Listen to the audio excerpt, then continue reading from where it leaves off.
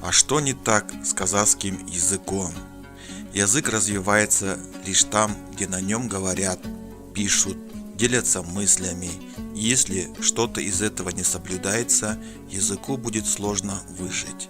Кабит Мусрепов.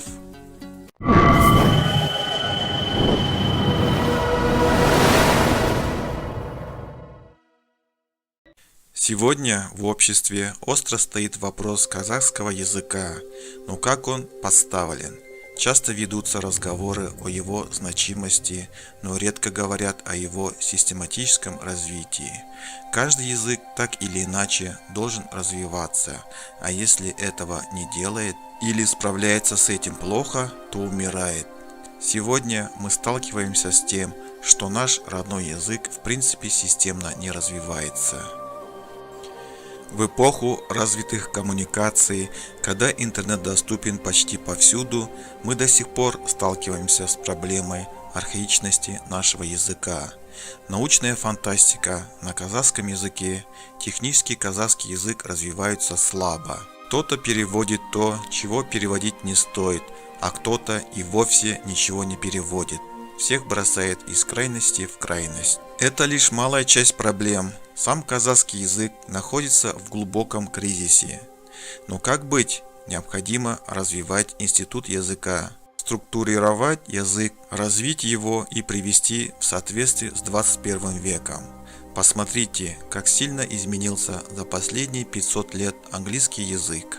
Да взять тот же самый русский, который претерпел значительные изменения и сегодня разительно отличается от самого себя даже столетней давности. Почему так? Нужно вопреки научности цепляться за старое и отрицать развитие. Казахский язык значительно развился в 20 веке, в частности благодаря академику наук КАЗ СССР Смету Кенесбаеву. Но вот уже прошло 30 лет независимости, и почему-то вместе с ней начался какой-то застой, а временами просто хаос. Чем занимается Институт языкознания имени Байтурсынова? Переводом на латинскую графику нашего языка?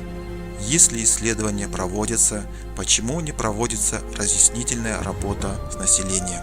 Почему мы не видим плодов исследований и развития казахского языка? Почему YouTube-канал института сделан будто спустя рукава, с отвратительным качеством?